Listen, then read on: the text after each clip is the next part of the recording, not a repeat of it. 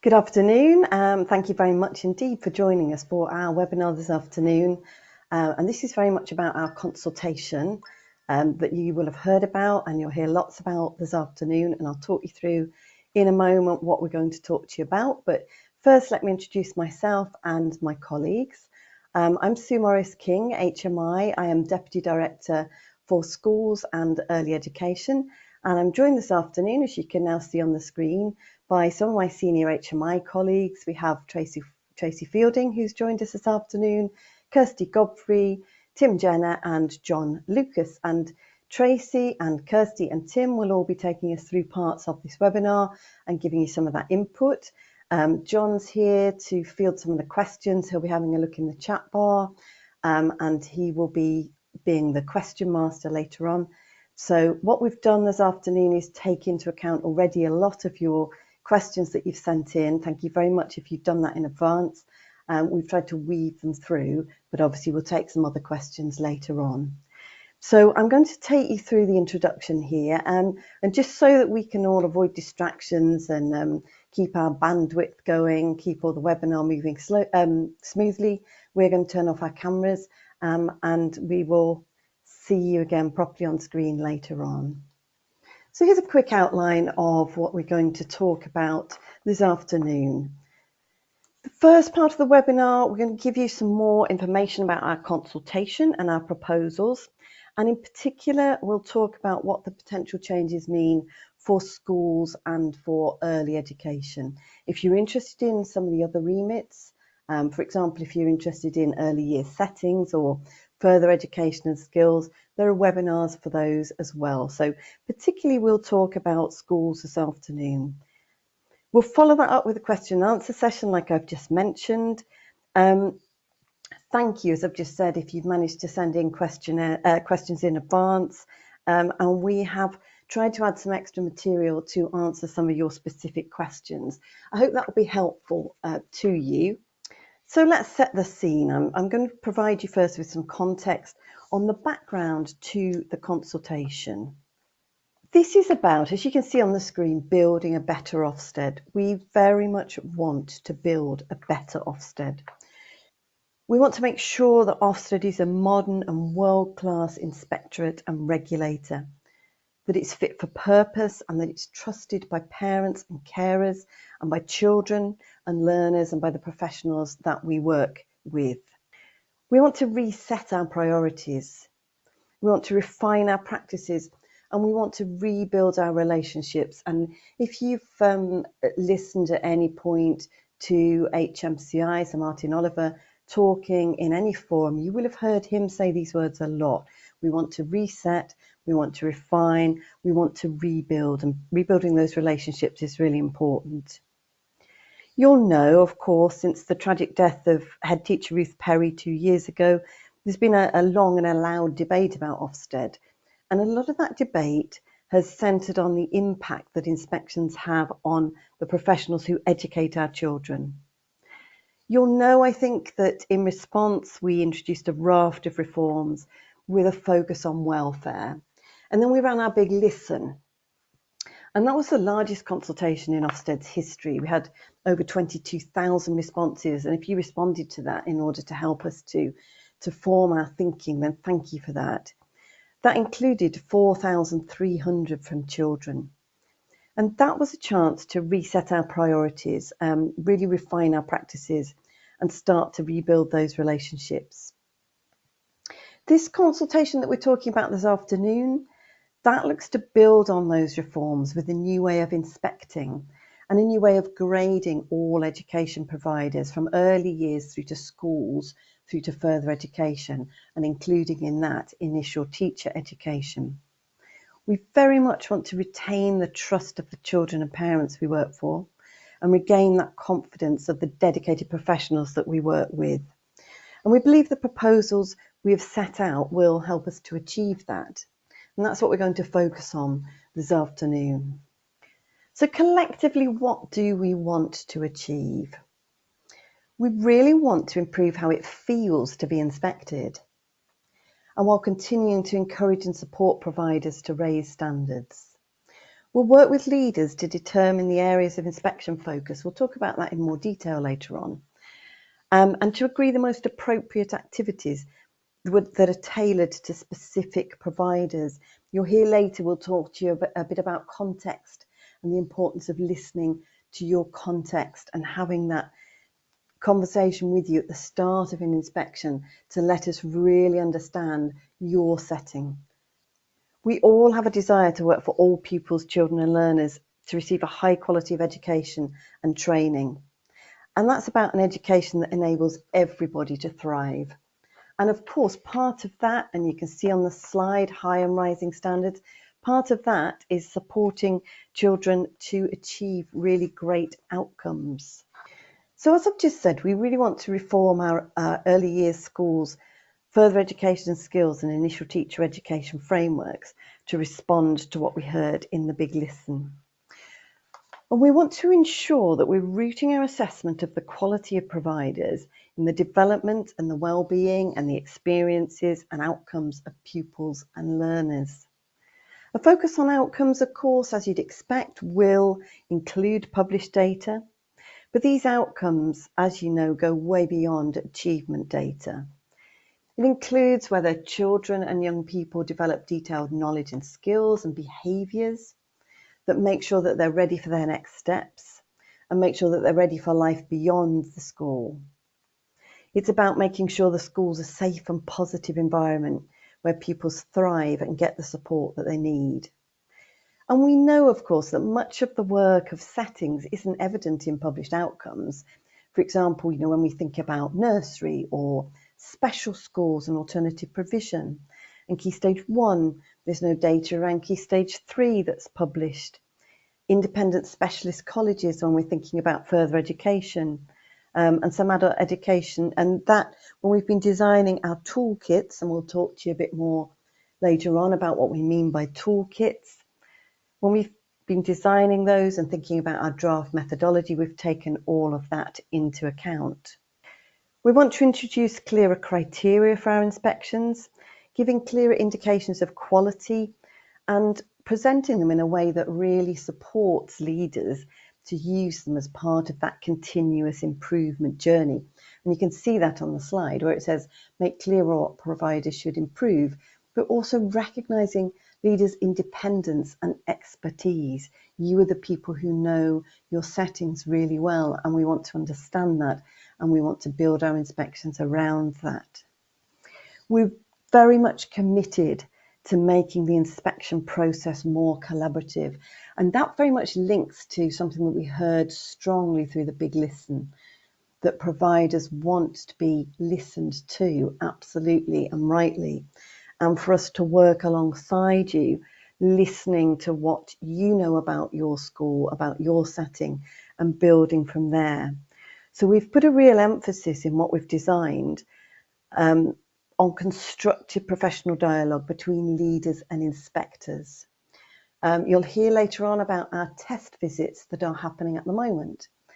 And this is something that we're very much testing out with the providers who are taking part. You might be listening today and you might have been part already of one of those test visits. And if so, thank you very much, because they are so important. And we're testing out that collaboration element very much so during those visits. And we want to tailor the inspection process and the criteria to the education provider's phase and type, and be very cognizant of settings contexts. So where are we up to then in our development? Well, we're now at the consultation phase and we're actively looking to hear your views. You can find the consultation documents online. Of course, you might already have had a look and responded, and if so, thank you for doing so. If you haven't had the chance, then today I hope will give you an insight into the main aspects, and I hope it will help you as well to consider what it is that you want to tell us about what we've published and about our proposals. So the changes that we are consulting on, who will they actually have an impact on? So these are relevant to all providers that are currently inspected under the Education Inspection Framework. For schools, you'll know this includes maintained schools, academies, non-association independent schools, special schools and alternative provision. I mentioned earlier, if you're interested in hearing about other remits, there are webinars for those as well that you'll be able to join either live or recorded. We're also consulting on changes to the initial teacher education framework, and I know plenty of people listening today may well be interested in that aspect as well. Early years and further education and skills. The consultation itself, so what's that about? Well, it asks for the views of parents and carers, professionals and learners. So it covers a range of questions that are relevant to these different groups across the different remits. And you're invited to respond to any aspect that is relevant or is of interest to you. And as well as inviting responses through that online survey, we're also running focus groups during the consultation. And we're doing further research and testing of the report cards. And if you're interested in the report cards, we'll pick that up later on, but you can also see all of that on our website in the consultation document. And we're visiting providers across the education remits to refine and improve our proposals.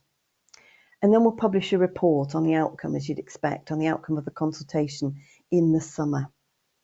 And before that report is published, we'll consider all of the different feedback from everybody who's responded, all the possible impacts on different aspects of the education system, the views of parents and carers, and anything that we need to adapt and change from what we have put out as part of our consultation.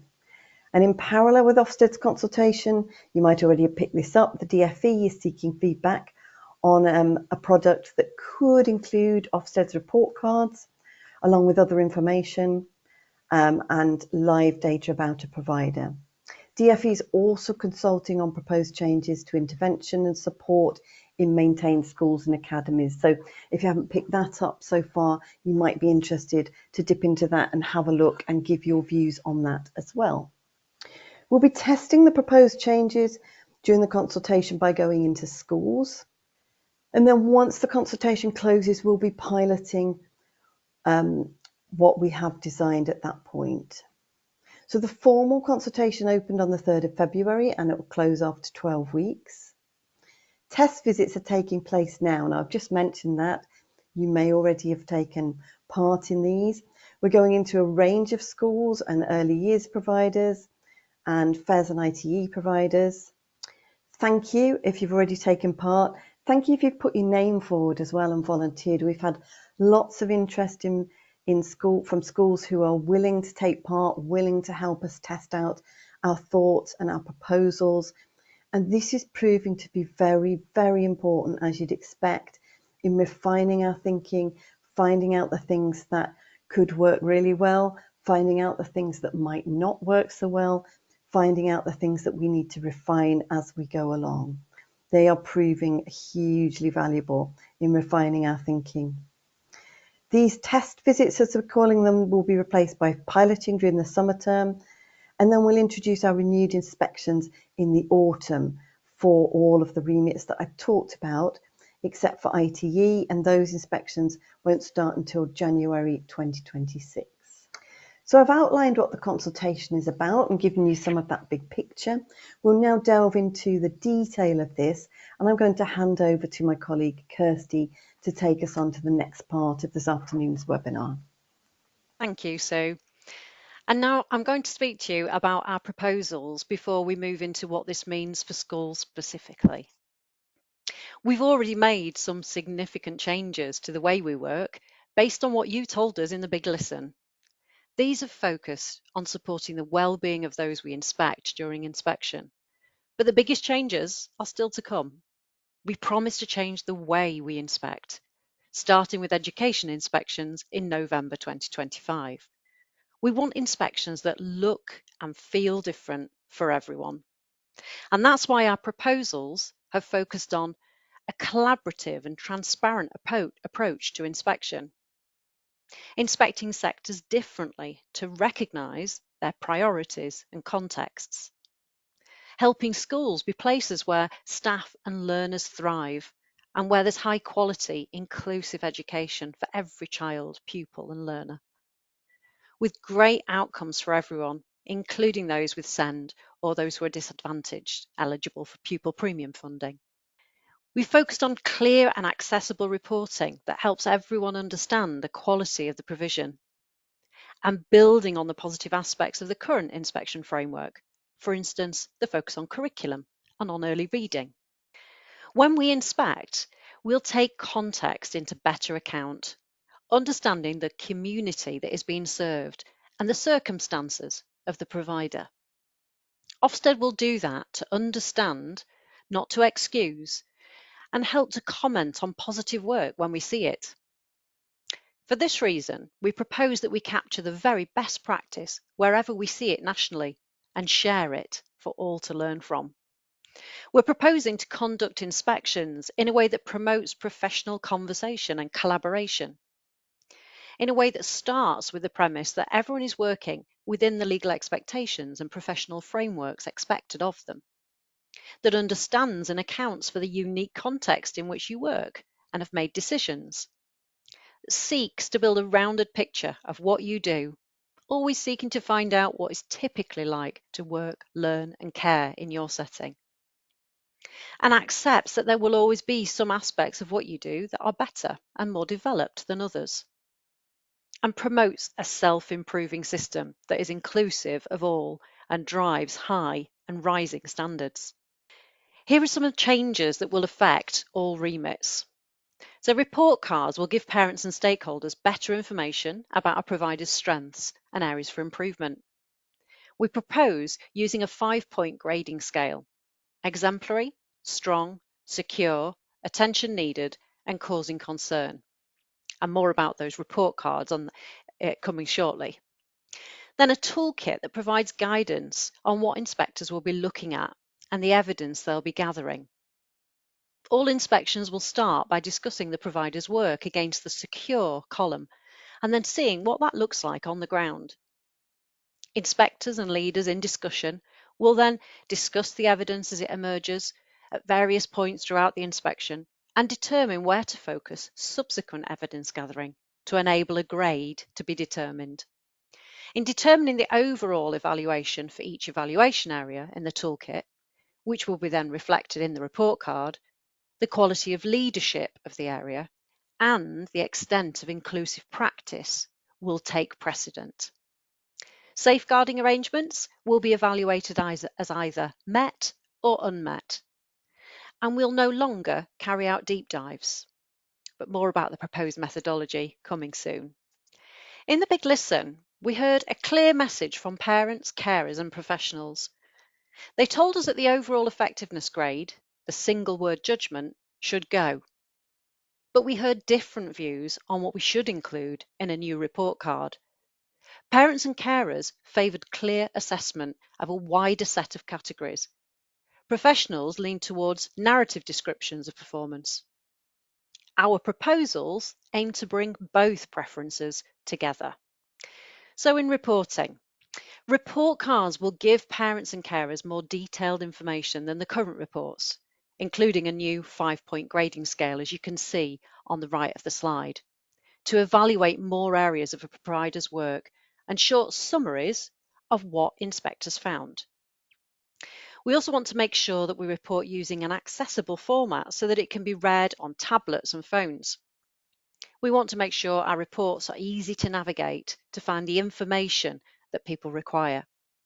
And we want to know what will be the most helpful way to design reports for different audiences. The inspection framework and separate handbook are to be replaced by one remit-specific product, which will have 3 parts. So number 1, the inspection framework, the why we inspect. This overarching document sets out the legal basis, purpose and rationale for inspection across all provider types or remits. Secondly, the operating guide, the how. Information on how to inspect a provider and how the specific remit toolkit applies in different settings. This will be a technical guide for inspectors, and it will replace parts 1 and 2 of the current handbook. There'll be one for each remit. And number 3, the toolkits. What inspectors and provision leaders will use to encourage professional dialogue when considering the evaluation areas and reaching grades.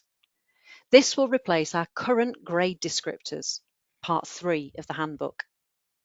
There will be a toolkit for each of our remits, and each toolkit will comprise a number of evaluation areas, including standards which describe secure, and that reflects what makes great provision. And at this point, I'm going to hand over to my colleague Tracy. Thank you, Kirsty. We will now discuss the specific proposals in relation to schools.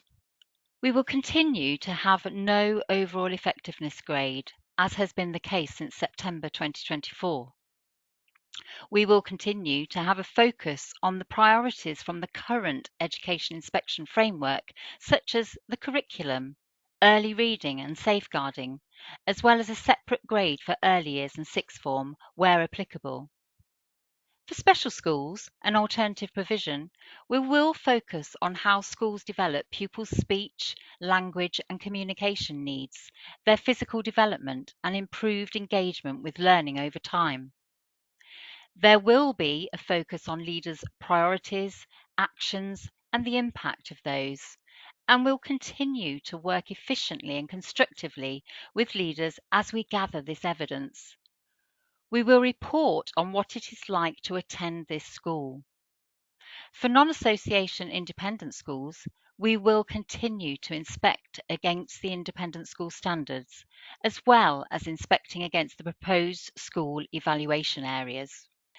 We are proposing, as said earlier, to introduce a 5-point scale to grade providers against, as shown in the report card image, ranging from causing concern through to exemplary as the highest outcome.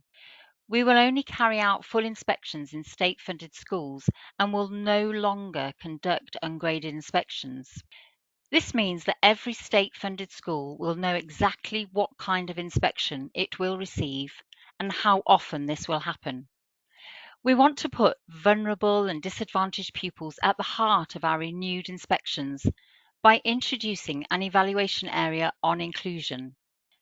By disadvantaged, we mean pupils eligible for pupil premium funding or early years pupil premium. We want inspections to look and feel different for providers. Professional dialogue between inspectors and leaders will be a priority moving forward. Every provider will be invited to nominate a senior member of staff to work closely with the inspector or the inspection team throughout the inspection, known as a nominee. We will be tailoring our approach to specifically take account of the type of school and its unique context. This tailored approach will replace deep dives. Before being on site, we will continue to use that initial conversation to build productive relationships, to understand the context and strengths of the provision, as well as areas the leaders are working on. And this will allow us to have a broad look at the school, which then determines the specific themes we will assess that school. I will now pass on to Tim, who will discuss our proposed evaluation areas, toolkit and inspection methodology. Thank you, Tracy. And on this slide, you can see our proposed evaluation areas. These areas represent the component parts of great education provision. You'll of course notice straight away that there are more areas than we currently grade. And this is so we can give more nuanced grades and feedback, something that we heard from parents and from providers that they wanted. Currently, for example, we evaluate curriculum, teaching and achievement as part of the quality of education. In our proposals, these three are separate. What this does is allow us to take into account schools that are at different parts of their journey, for example, where the curriculum may be well developed, where teaching may be developing well, but perhaps achievement has not yet caught up. Attendance and behaviour are also separate, you will notice. Of course, children and learners must come first across all of our work, and the outcomes that they achieve really do matter. So our report cards will place more emphasis on children and learners' outcomes, but that does not mean exam results alone. It means looking at whether children and learners achieve well at every stage of their learning journey. so they can move confidently and smoothly into the next phase of educational training or into employment. We will also look at how well providers are supporting children and learners' welfare and well-being. We want to answer the question, what is it like to be a child in this provider? And this was particularly important to those children who responded to our Big Listen survey. We'll look at how well leaders are developing the teachers in their school. We know how important it is to have both a well-designed curriculum and also highly effective. And we want to report on how well leaders support the teachers in their school to develop their subject knowledge and practice through a high-quality professional development programme. This will include how well they help staff to adapt their approaches for every child and learner. However, we are not returning to formal lesson observations or to grading individual lessons. We removed those elements from our inspection framework many years ago, and the focus now is on how well leaders understand and develop high-quality teaching in their schools. As we've mentioned, we want to increase our focus on disadvantaged children and learners, those with special educational needs and/or disabilities, and those who leaders might have identified as being particularly vulnerable in their schools. And that's why we want to introduce that separate evaluation area for inclusion. Children in our Big Listen survey ranked support for pupils with SEND among their top 5 priorities for Ofsted inspectors to look at when evaluating schools. Now, the next 2 slides show an example of the proposed toolkit evaluation area of curriculum. You can see the full proposed toolkit as part of our consultation materials, and we'll share links to that later in the session. On this slide, you can see our proposed grades across the top. Importantly, we're proposing that inspectors will always start with the premise that a school is at least secure.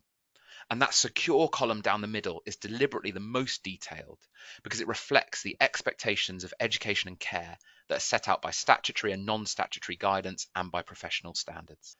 In this way, we want to avoid inspection adding greatly to leaders' workloads. We want it to come together with the everyday business of running a school so that it doesn't distract leaders from what they are already doing to continuously improve their school and get the best for the children and young people they serve.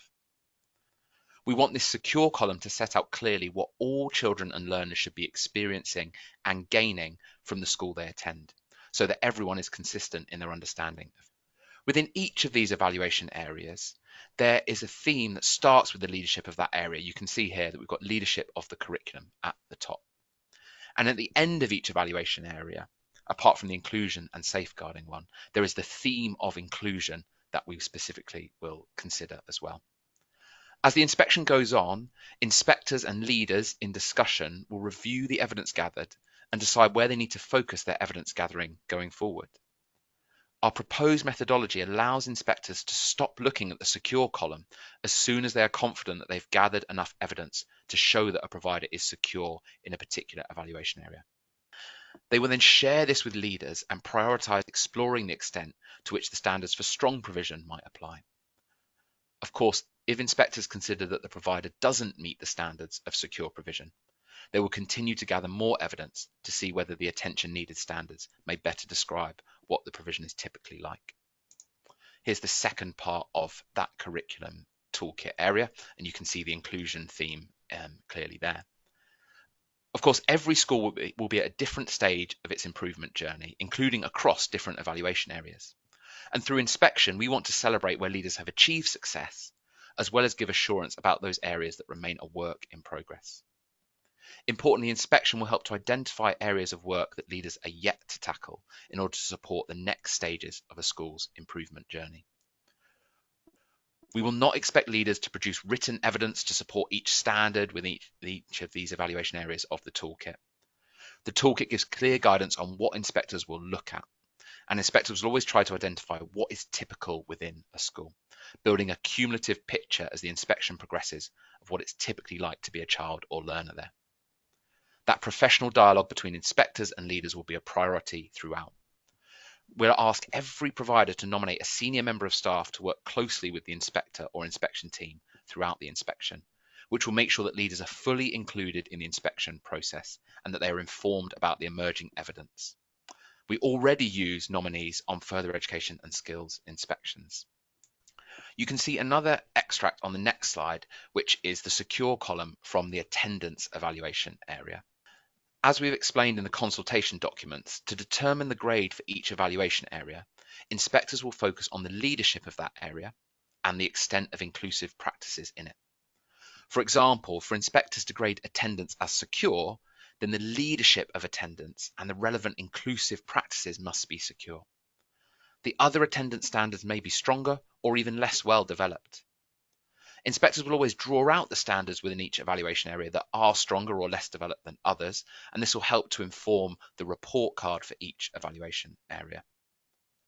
When discussing evaluation areas, inspectors and leaders will talk about what the provider does well, what some of the challenges or issues might be, and what leaders are doing to mitigate these and the impact their actions are having. Together, they'll consider the inspection activities that will allow leaders to show the impact of their work. We want to be really consistent in how we grade providers, but this doesn't mean that we're aiming for an identical experience in every inspection, particularly as we want to start taking better account of a provider's unique context when we inspect. You will also have seen or heard us mention today that we are proposing an exemplary grade. Our proposal is that where a school is secure in all evaluation areas and strong across all the themes in one area, such as curriculum or developing teaching or attendance, for example, that inspectors may consider a feature of leaders' work to be exemplary. Our proposal is that considerations of exemplary practice will be moderated and confirmed by the National Quality and Consistency Panel. And that might include whether the practice is embedded and sustained over time, whether it's making a tangible difference to pupils' learning, development, and well-being, whether it's being used or adapted internally to support and improve other areas of the school's work, and whether it can or will be shared externally to support system improvement. Once the provisional grades are confirmed and the school's report card is published, inspectors will invite leaders of schools who've received an exemplary grade to submit a short case study of their work to the Ofsted Academy. We'll use a panel of experts to review these case studies nationally, and then successful submissions will be published as part of a series of best. As you can see, this is not the equivalent of the current outstanding. Finally, I'm going to move on to talk briefly about methodology, because reforming inspection gives us a real opportunity to change not only what we focus on, but also the process of inspection, how we inspect. We want to change how inspection looks and feels, reflecting our core values of professionalism, courtesy, empathy, and respect. And this is especially important at that point of professional interaction and discussion between inspectors and leaders. So those values, together with the inspection methodology, are going to play a crucial role in shaping the overall experience of inspection. Before the on-site part of an inspection, we'll still have an initial phone or video conversation with leaders. And in these, we want to start building positive relationships and really understand the context of the school, explore its strengths and the areas that leaders tell us they are still working on. When we evaluated our EIF framework, we found that inspectors and providers agreed that this dialogue was most effective when it was transparent, open, evidence-led, and based on a positive working relationship. So our renewed inspection framework will continue to build on this. This phone call will also help leaders and inspectors work together really positively to establish the focus of initial evidence gathering and identify the right activities for the inspection that will help inspectors to really see the impact of leaders' work. And from that phone call and throughout the inspection, there will be greater opportunities for leaders to work directly with inspectors. In all of our evidence gathering, we're proposing a strong focus on inclusion and the outcomes and experiences of pupils, especially those who are disadvantaged, who may be vulnerable, or those who have SEND. If schools are getting it right for disadvantaged children and learners, they will undoubtedly be getting it right for their non-disadvantaged peers. To help us do this, we're thinking carefully about how we proportionately capture and reflect the voices of children and learners, parents and carers when we inspect. And as part of our changes to the methodology, we will no longer be using the deep dive approach. Our EIF evaluation found that inspectors had challenges in gathering evidence through deep dives in some contexts within the time limitations of inspection. Removing deep dives will give inspectors and leaders significantly greater flexibility on inspection. Currently, during a typical school inspection, a large portion of day one and even up to lunchtime on day two can be dedicated to deep dives. By eliminating deep dives, this substantial amount of time can be used more flexibly to allow leaders and inspectors to reflect on the school's unique context and really look at the impact of leaders' actions in key priority areas. However, inspectors will of course still use many of the inspection activities which are part of a deep dive. These always have been and always will be an important way to gather evidence about the work of schools. But we'll have greater flexibility about when to use a certain activity based on the evidence gathered so far and where there's more evidence to find. Our EIF evaluation also found that deep dives had unintentionally put pressure on some staff with subject roles. Instead of deep dives, inspectors will be able to work more closely with senior leaders as they decide the areas to focus on. Together, they'll consider the inspection activities that will allow leaders to show the impact of their work. As I said before, although we want to be consistent in how we grade providers, we're not aiming for an identical experience in every inspection. We want to take schools' unique context into account and build that into our inspection approach. We've already removed deep dives from ungraded inspections, and our proposals for evidence gathering under the renewed framework will build on the successes of that recent approach to ungraded inspections. All of this means that in these inspections, there is going to be more time for inspectors to walk the school with leaders to really understand the day-to-day experience of pupils and the impact of leaders' actions. We really want to make the most of those opportunities and also explore opportunities for inspectors to spend more time talking to pupils about their experiences, including at the start of the school day and at social times. I'm now going to hand back to Sue. Thank you, Tim. So in a moment, we'll be moving on to the question and answer part of this afternoon's session. But before we do, a quick reminder about sharing your views. So the most important thing to say about that is please do. Please tell us through the consultation what you think. And we've given you the headlines this afternoon, and Tim's been into quite a lot of detail about the methodology. And I hope then that if you read the consultation documents, that will help to give you that context for what you're reading, and you will have a little bit more detail than you might otherwise have had.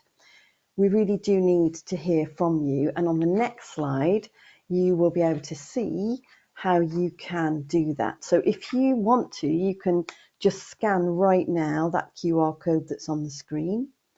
Otherwise, you can find this very easily on the gov.uk website. Lillian, I can see my colleague Lillian has just put into the chat a link to these, so you can find them very easily there. What you will find when you do that is the full consultation document that explains everything that we are proposing and everything that we want your views on. There'll be an example of a report card because we've mentioned that, we've shown you a picture or a screenshot of one this afternoon, but I'm sure you will want to delve further. You have the full range of our draft education inspection toolkits, and you can look at those for early years if you're interested. I can see in the chat this afternoon that we've got some colleagues with a strong interest in early years, so you can see the schools ones, you can see the early years ones, further education and skills, ITE, and it takes you into a little bit into the methodology as well. And so please do, I know it's time, but we really do want your views, and this is the way to give them through the consultation. So please do that if you would. We would be most grateful, and it will help to shape our thinking. And so we'll now move into the final part of the webinar. Thanks for the questions that you submitted in advance. As I said earlier, we've tried to weave lots of the responses to those through what we've said, but we've also got some that you sent in advance that we'll answer now, and some of the things that you've been asking in the chat as well. So colleagues, let's go back on camera and let's get started on some of the questions. Okay, thank you. A question here. What do the changes mean for specialist settings, for example, PRUs, AP hospital schools, and for independent schools? Sue, would you be able to answer that one? I absolutely would, and I have to apologise. I have no idea why my camera has stopped working. It was fine earlier, but let me just talk, regardless of the fact that you can't see me. Sorry, everybody, about that.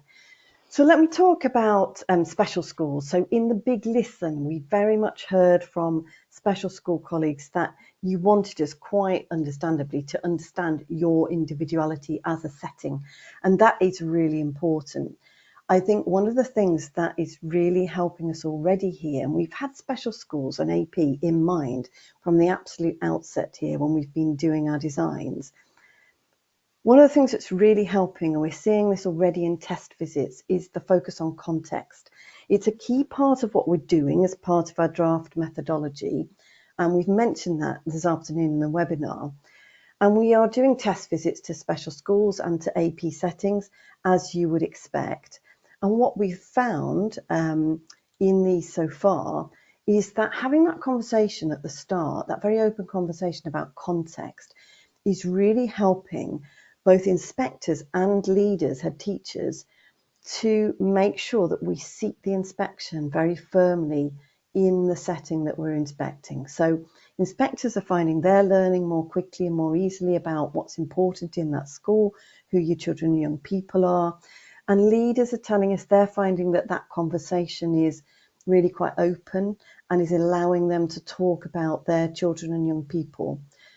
What's also helping, I think, so far in our methodology, in our draft methodology, is we're hearing that not using the deep dives is allowing us to tailor those activities, those inspection activities, more to those settings that we're actually in, and allowing inspectors to focus on what's really important in your school. And I think we heard in the big listen about nuance, that you wanted more nuance, more understanding of the specialisms of your settings.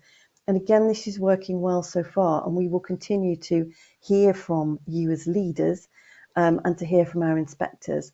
Other thing to say on that, John, is training and guidance for inspectors will continue to be really important in ensuring that special school and alternative provision settings are inspected well and inspected fairly.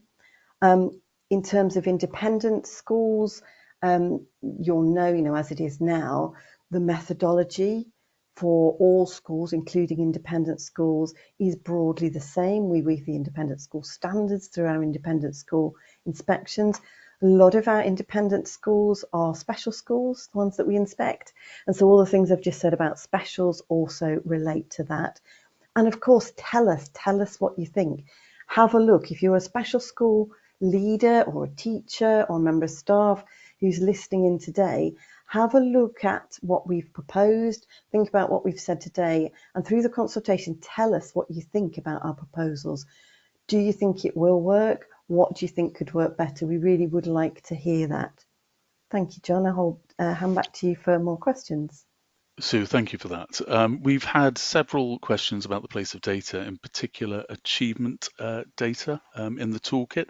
Can we explain how inspectors will use published data on inspection? And Tim, would you mind answering that?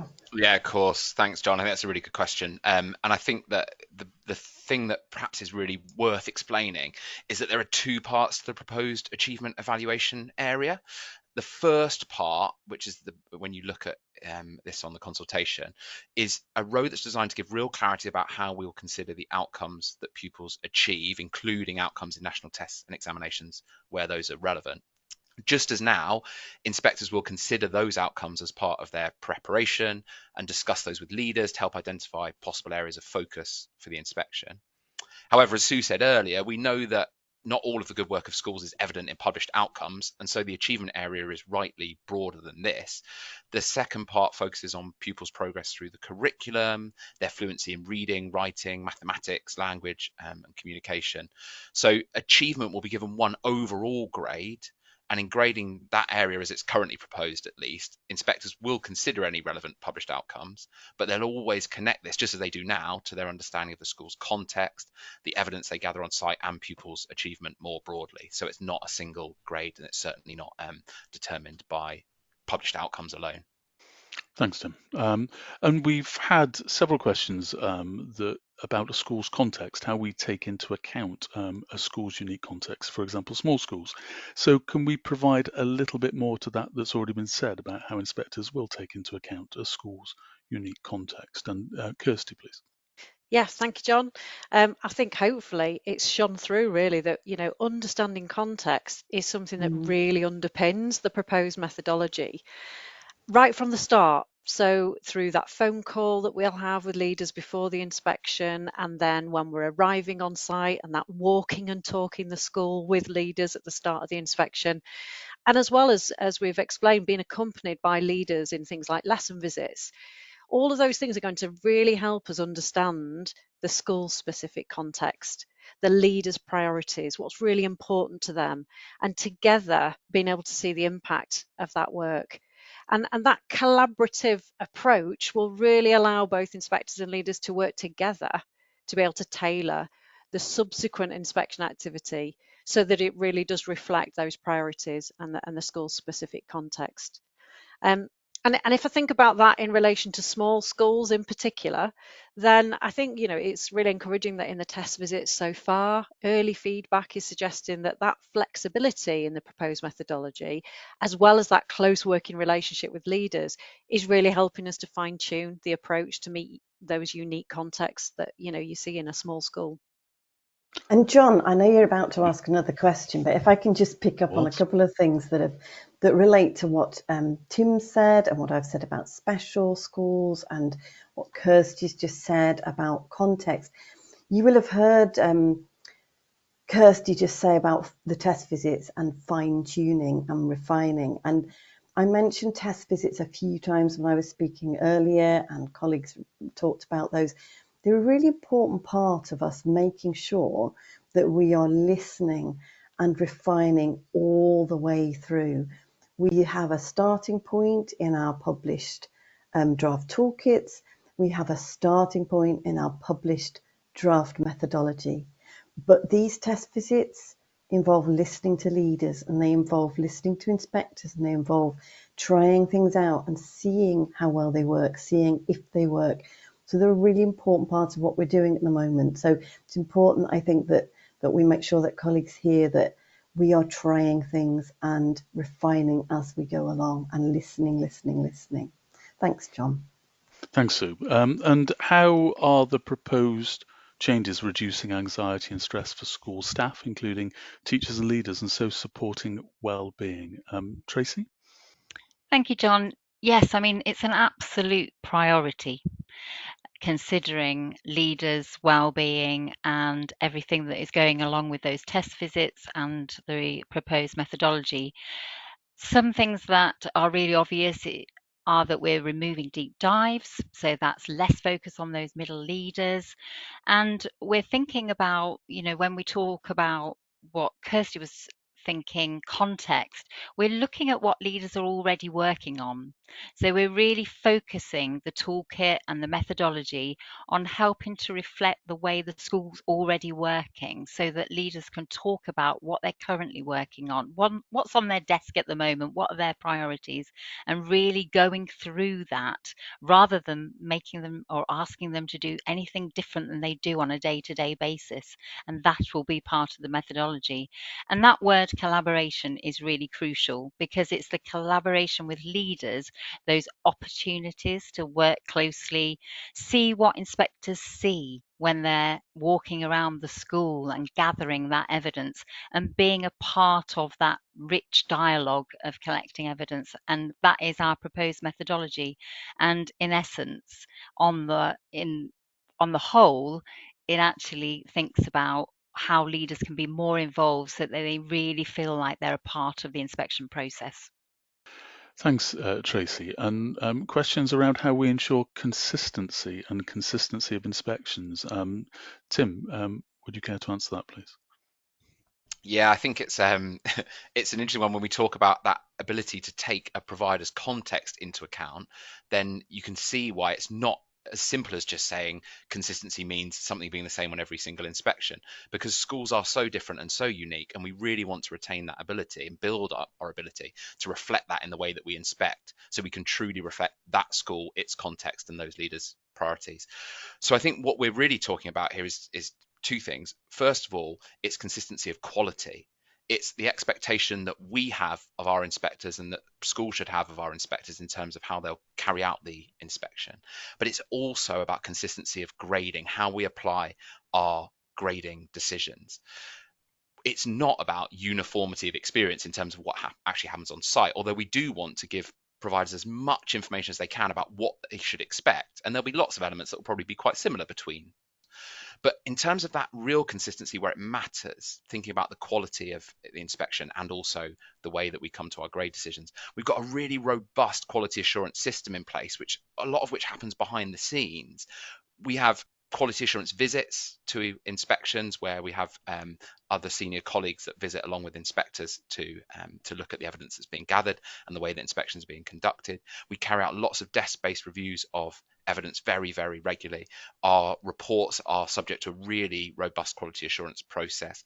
We have a national consistency panel that reviews inspection evidence and looks at the way inspections was conducted.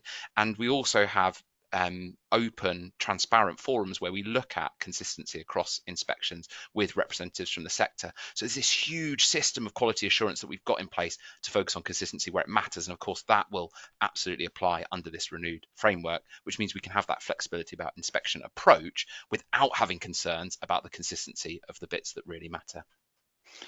Thanks, Tim. And as already been mentioned, there's several colleagues from representing early years, and we've got questions around the implication of the changes for maintained nursery schools, for example. Kirsty, would you mind answering that, please? Yeah, of course. I think there's a few different things to think about. One, I'll start with the toolkit because that has been written so that it does apply to maintain nursery schools, and it does apply all of those evaluation areas, actually not only to early years, but also right to pupils in the sixth form. And so the vast majority of the standards within it are absolutely relevant to early years, as you'd expect.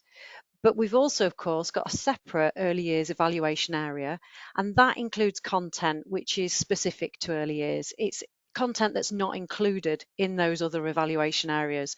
Or it might be when there is a standard in curriculum, for example, that we've maybe broken that down a little bit further to explain how it applies specifically to children in the early years. So that's one thing, I think, with the toolkit. Another is with the proposed methodology. And I think we've heard quite a lot today about how it's sufficiently flexible to be able to take account of the way a maintained nursery school operates. So that is really helpful. Another is that our operating guide will be somewhere that will set out for inspectors how they should apply that toolkit in a maintained nursery school, given that there might be some slight nuances for some of those standards. And I think, what we'll be learning from the test visits as well, of course, about what's working well with the proposals, and we'll be keen to find out whether there are any changes that we need to make. And alongside all of that, high quality training is going to continue to be really important so that we know our inspectors can inspect early years well. And so we'll be drawing on recent research, things like Best Start in Life and Strong Foundations to support us with that training.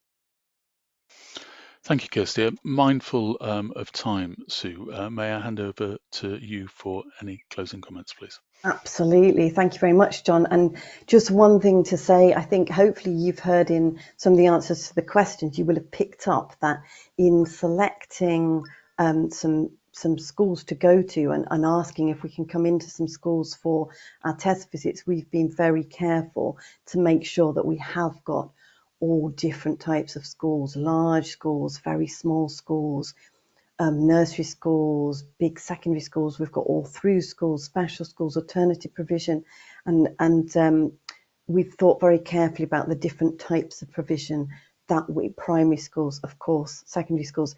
We've thought very carefully about including different types of schools so that we can really test this out in different contexts.